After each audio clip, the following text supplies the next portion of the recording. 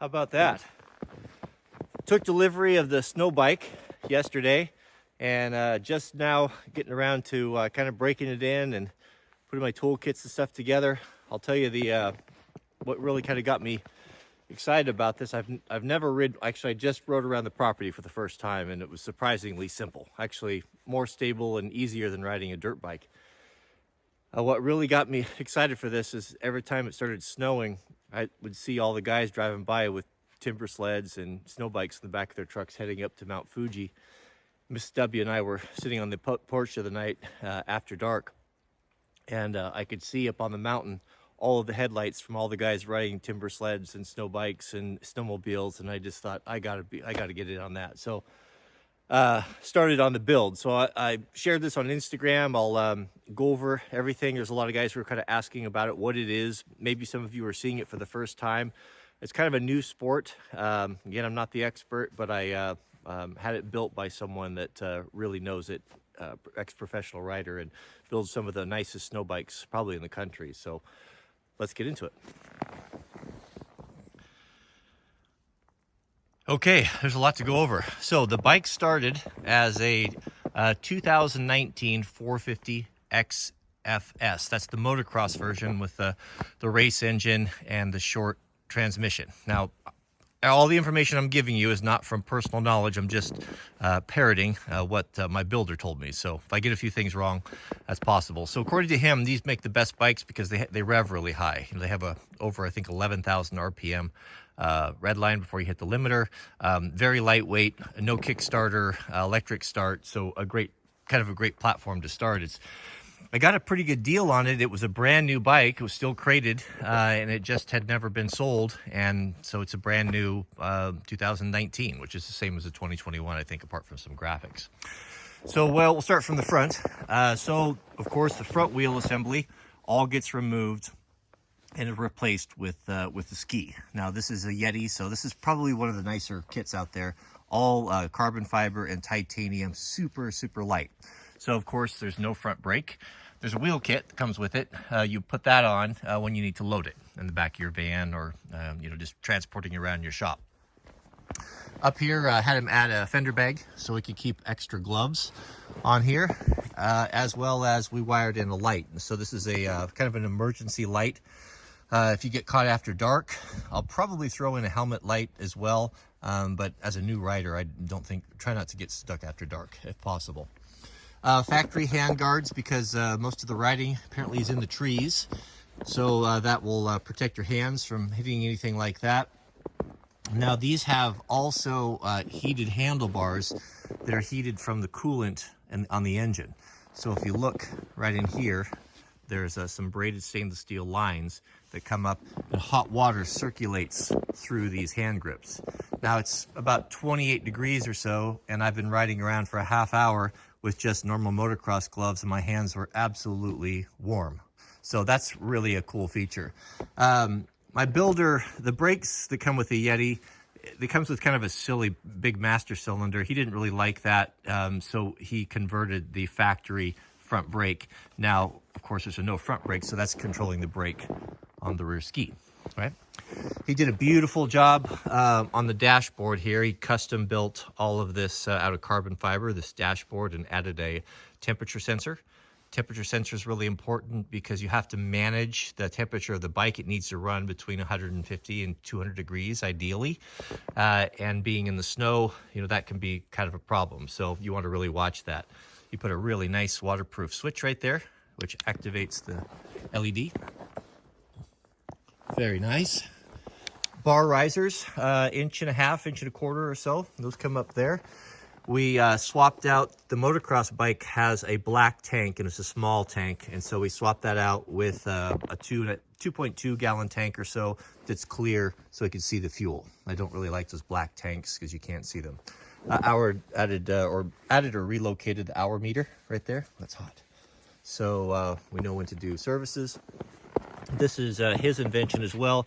These are radiator, basically block-offs. There's two radiators on this bike. There's left and right. And to control your temperature, if you're climbing or you're going in and the bike is running cool, you simply drop these down And if you need it to, or if you want to warm it up, and if it's running too hot, you can open them up by just lifting them up or eliminating them altogether. But beautiful, beautiful job. Trail Tech Voyager. So this computer is a full management system for the bike with integrated GPS and touchscreen, as well as buddy tracking. So there's a satellite antenna located up here behind the number plate that will tie in with all of my riding partners, so we'll be able to see everyone and where they're at. So you're all assigned. So when you're riding with these, you can see all your guys, where they're at, their number, and there's an SOS function. If you have trouble, you can hit it, and then everyone's GPS will flash, and someone could come and help you if you get stuck or what have you. Very cool item. I use these on the dirt bike as well. Okay, a lot of modifications in the engine. Now, because we're running in snow, bikes are not designed to work in that cold climate. Redid the entire ECU. So what that basically does is it, instead of, if the bike is running cooler, it's not putting into choke mode, and it's not dumping fuel in the cylinders. If you don't change the ECU on these, apparently, you can really tear up your engine by it. They just run too rich. So this thing has a barometer in it, I think, that samples every like 10 seconds, 10 times a second, and constantly adjusting your fuel injection and your timing and all that such for it to run properly up in the snow. Because you might start it at 3,000 feet and ride up to 10,000 feet. And so it's constantly making the changes for that elevation. Thermostat, of course, inside to control all of that. You can see right there, that's the connection for the handlebars for the coolant to go in there. A full battery blanket or engine blanket that wraps this, that keeps the engine warm. If you don't have this, apparently snow will pack around these, and you just can't get them to run properly because they don't heat up. So this keeps all of that warm. Factory skid plate right there, nice and smooth, no holes in it for snow to get it up inside there, as well as there's a header, carbon fiber header. You can look over here and see carbon fiber header guard on the right here to protect the engine blanket, as well as the as your ski pants, right? Oversized large style pegs because you run you kind of wear these bigger snowmobile type of boots. Gives you a little bit more perch on them. What else do we have in there? Of course, the rear master cylinder is all gone. Rear shock assembly is all gone. All of that is replaced by the Yeti system. So you have to run or you don't have to, but it's best to run a seat concept seat. This is a much more comfortable seat. I run these same seats on my 300. The factory seats are very uncomfortable, and they're not waterproof. So what can happen, apparently, is they'll get wet, and then you go up and it gets colder and they freeze, and you're sitting on ice, which is really uncomfortable, because apparently a lot of guys spend more time in the saddle than you do with your moto. But this one's designed for snow biking. It has really good grip, and it's all waterproof. So that sponge or that foam in there won't get all waterlogged when you're riding in wet conditions. Does that do it for the front? I think so. ECU, all that stuff. Okay, so here's where the cool begins here. Now this is the Yeti. This is a 129 track. Had to decide on which track length to go with. There's a 120, which from what I understand is more for track or racing. 129 was kind of in the middle. It's a little bit more sporty. A little tighter turning and for tight trees. And then there's a big one like a 136 or 137, a longer track that's really good for climbing in deep snow. And we went back and forth on it and kind of what my riding style, what I thought it was going to be. And we decided to go with the 129 kind of in the middle. This is a beautifully built attachment, the Yeti MX. It's all carbon fiber. All of the bolts, almost all the bolts in there, all titanium. It's very, very light. It's about 30, I think it's closer, a little over 30 pounds lighter than the timber sled. And one thing that I'd never thought of, but my builder mentioned that he said the timber sleds, they're made out of aluminum and steel, and they're kind of a porous, skeletonized frame. They can really carry a lot of snow. So you get an extra 30 pounds plus all of the snow that will hold, you know, you can add an extra 60, 65 pounds on there, which is a really, really big deal apparently when you get into powder. So this was what he recommended, and what most guys seem to think is probably about the best way to go. Here you can see also these are Kevlar belt drives. So you have a small chain that runs on your sprocket, and we changed all the gearing to be more suitable for mountain riding. So there's a small chain that goes through here into a sprocket, and then you can see that beautiful machining there on the belt drive. So that's how it runs. Apparently the belt drive are a little bit snappier or have a better transfer of power to the track than the chains. I don't know. I haven't ridden them. The only thing that's not done is, because I'm waiting on the part, is an extended shift lever. This is a little bit tricky to get onto. The factory ones are not very tough. They break really easy. And we're going to put one that's a little bit bigger that sticks out longer off of for a 300, so I can get a big clumsy boot under that shifter a little bit better. Riding it, it's not unrideable, but it's not ideal. I think I might pull the one off my 300 before I go up, Lord willing, tomorrow. Also, we put a Recluse clutch in here, so it's fully automatic, so you don't have to clutch. I run those on my 300. You have to shift, but there's no clutching, so there's no stalling or fooling with that. And for professional homeowners, are not particularly good at moto, so that that's very much appreciated. So the Recluse clutch is in there as well. There is this is the emergency fuel stored right here. Bob did a beautiful job on this right here. It's just a 1 gallon. That's a giant loop fuel bag, and he recommended this because it's just so much lighter. You don't have this huge plastic fuel tank on there.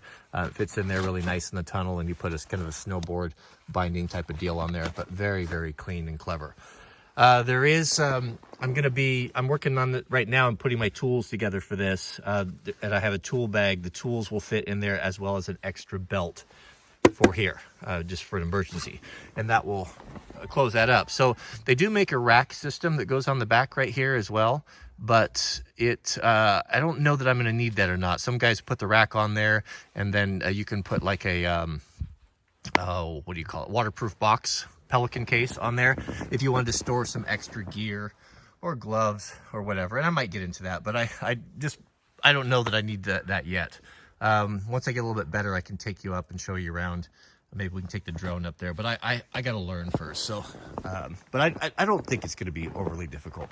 There is another modification in here that's really important, and that's in the airbox. So he cut out the entire skeletonized, cut out all the plastic for the factory airbox. Those foam air boxes, apparently they fill up with snow and they're not ideal. So this is a snow specific filtration system that won't collect any snow, with a completely open design. So you can see he's cut all that out of there, and all of that is just gone. So yeah, that's basically it. I talked to him about maintenance, what needs to be done, and there's really not very much. This is a 4-stroke 450. It is, we'll change the oil, and we will adjust the belts and the chains, from time to time, adjust the clutch. But really there's not a whole lot to it. Oh, we also upgraded the battery. So this had a lithium battery in it, and the lithium batteries don't hold a charge very well in cold weather. So we went to it's still a lithium battery, but it's some sort of a hybrid battery that is way bigger. We had to put a bigger battery box in it, so we had a lot more cranking power as well, and that it works in cold weather. So that, man, was that it? I'm sure I'm missing a whole bunch of stuff. Brake levers on the rear brakes on the front up here. But just a beautiful job. He put the bag on the front for the gloves. Did I mention that? That's it. I asked him about radiator guards, and he said you don't need them. So I hope he's right.